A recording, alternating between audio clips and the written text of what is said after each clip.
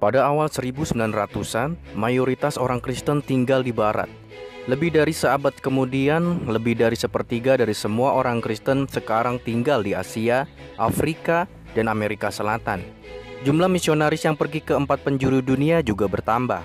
Bulan lalu di Brazil, 140.000 orang bertemu di 3 stadion berjanji untuk menjadikan amanat agung sebagai ambisi utama mereka.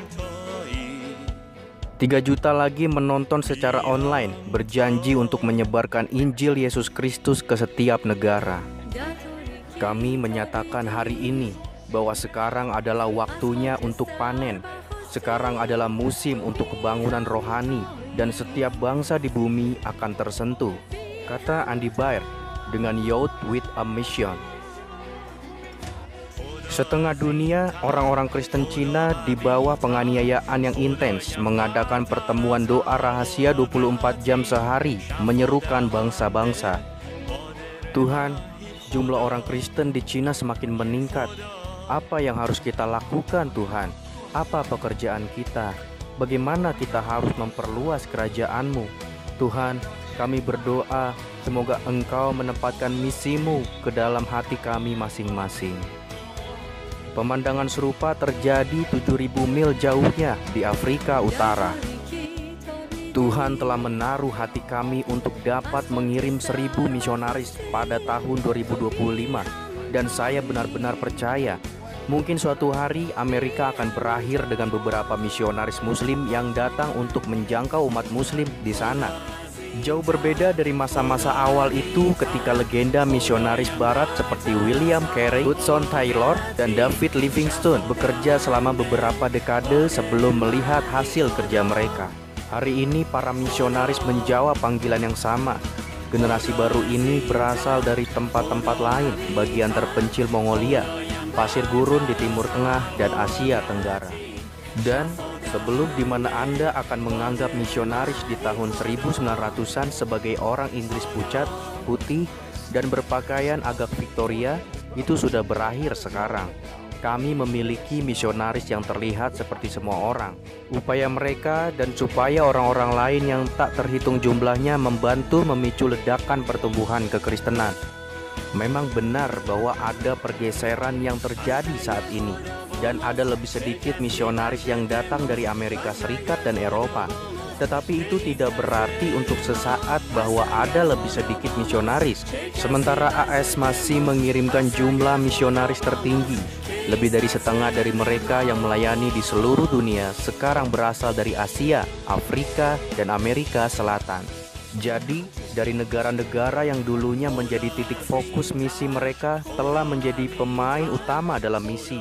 Di antaranya orang-orang seperti Sergei Rakhuba dari Ukraina yang melatih ratusan orang muda untuk menjadi generasi Kristen berikutnya yang menyebarkan Injil. Masa depan negara-negara bekas Uni Soviet tidak ada di tangan para pemimpin politik di Kremlin atau di istana Presiden Ukraina, Moldova, atau Belarus. Adalah di tangan orang-orang muda Kristen yang dengan hati yang diperbaharui, visi dan keinginan yang diperbaharui, membawa Injil ke masyarakat kontemporer dan mempengaruhinya untuk selamanya. Selama beberapa tahun, kelompok Rakhuba Misi Eurasia telah mengirim lusinan tim misionaris Rusia ke Mongolia, mengadakan camp untuk ribuan anak yang banyak diantaranya belum pernah mendengar nama Kristus. Kami berasal dari sebuah sejarah di mana segala sesuatu dilakukan untuk kami. Orang-orang datang kepada kami untuk memberitahu kami tentang Kristus.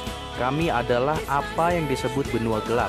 Tetapi kami menyadari bahwa sejarah berubah. Hari ini, sekitar 26 tahun kemudian, sekitar 60.000 orang percaya tersebar di seluruh negara yang luas ini. Ketika saya berusia 9 tahun, saya membaca sebuah buku tentang seorang misionaris di negara asing, dan sejak itu saya memiliki hasrat yang membara untuk membagikan kasih Tuhan kepada orang-orang. Satu tempat yang terbakar dengan semangat misionaris adalah Afrika. Pusat penelitian Pew yang bergengsi menemukan bahwa orang-orang yang tinggal di selatan gurun Sahara dan membentang sampai ke ujung Afrika mencari Tuhan tidak seperti bagian dunia lainnya. Peu meramalkan bahwa pada tahun 2060, Afrika akan menjadi benua Kristen yang terbesar di dunia. Sidang-sidang seperti Grace Bible Church di Johannesburg, Afrika Selatan, mengambil keuntungan dari pertumbuhan fenomenal, mengirim misionaris ke seluruh benua. Kami berasal dari sebuah sejarah di mana segala sesuatu dilakukan untuk kami. Orang-orang datang kepada kami untuk memberitahu kami tentang Kristus. Kami adalah apa yang disebut benua gelap, tetapi kami menyadari bahwa sejarah berubah. Puluhan misionaris sekarang membawa Injil kembali untuk menginjili kembali Barat yang sekuler dan seringkali tidak beragama. Kami hanya mendapatkan gerakan misionaris yang jauh lebih beragam sekarang, di mana orang pada dasarnya pergi dari mana-mana ke mana-mana. Anda bahkan mendapatkan misionaris dari Afrika dan Amerika Latin yang pergi ke Eropa, yang pergi ke Amerika Utara. Keberanian orang-orang Afrika dan Asia yang datang ke Barat harus benar-benar nomor satu membuat kita malu, dan kemudian harus memotivasi kita bahwa kita, orang-orang yang telah membawa Injil ke Timur, sekarang tidak hanya harus menyambut, tetapi juga merangkul mereka, karena ini adalah saudara dan saudari kita di dalam Kristus. Sementara itu, meskipun mengalami penganiayaan berat, orang-orang Tionghoa, Filipina, Korea Selatan, dan Kristen dari negara lain diam-diam melayani di beberapa tempat paling berbahaya di dunia Muslim. Anda telah melihat pertumbuhan fenomenal gereja di dunia Muslim. Hanya saja orang tidak mau membicarakan detailnya karena mereka tidak ingin orang dibunuh, ditendang, atau dihukum. Dia dan yang lainnya mengatakan gerakan misi modern sedang berkembang karena tak terhitung banyaknya dari seluruh dunia mengambil jubah, mematuhi perintah Yesus untuk menjadikan murid semua bangsa.